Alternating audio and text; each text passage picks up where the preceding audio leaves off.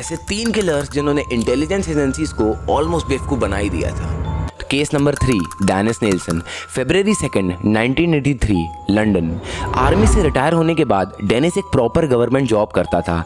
हर शाम की तरह इस शाम भी डेनिस अपने शिकार का इंतज़ार कर रहा था। थोड़ी ही देर में डेनिस एक टीनेजर को ड्रिंक्स और खाने की लालच देकर अपने अपार्टमेंट लेके जाता है।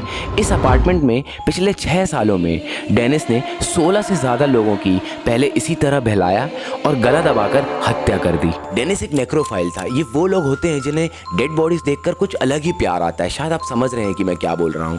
डेनिस इन डेड बॉडीज को अपने फैंटेसी के कपड़े पहनाकर इन्हें घंटों देखा करता था। बाहर का कोई भी इंसान डेनिस के अंदर के बैठे इस शैतान को कभी नहीं समझ पाता। लेकिन डेनिस अपनी ही एक गलती से पकड़ा गया।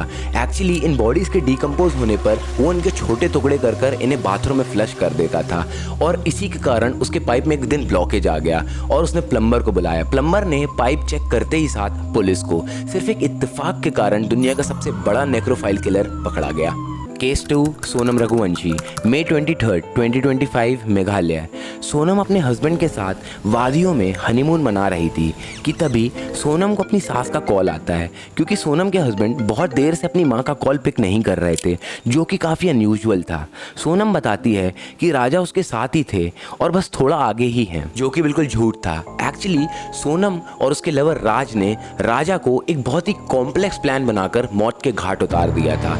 ये कहानी शुरू होती है कुछ दिन पहले, जहां राज अपने 3 दोस्तों के साथ मिलकर उन्हें 50,000 रुपए देता है और प्लान करता है कि उन्हें उनके पीछे हनीमून में आना है और सभी लोगों के साथ घुल मिलकर राजा का कत्ल करना है। सिर्फ एक सिंगल प्रूफ के कारण सोनम पकड़ी गई। एक्चुअली हनीमून में जाने से पहले सोनम घर पर अपना मंगलसूत्र भूल चुकी थी, जिसको पुलिस वालों ने एक बहुत ही स्ट्रेंज चीज समझी, क्योंकि एक न्यूली मैरिड वाइफ अपना मंगलसूत्र कैसे भूल सकती है।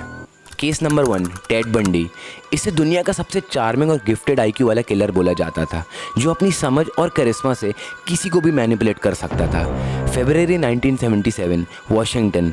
टेड अपनी रोज़ के रूटीन के हिसाब से आज भी अंधा बनने का नाटक करते हुए एक टीनेजर लड़की से मदद मांगता है और अपनी जगह पर पहुंचने पर उसे गला दबाकर मार देता है।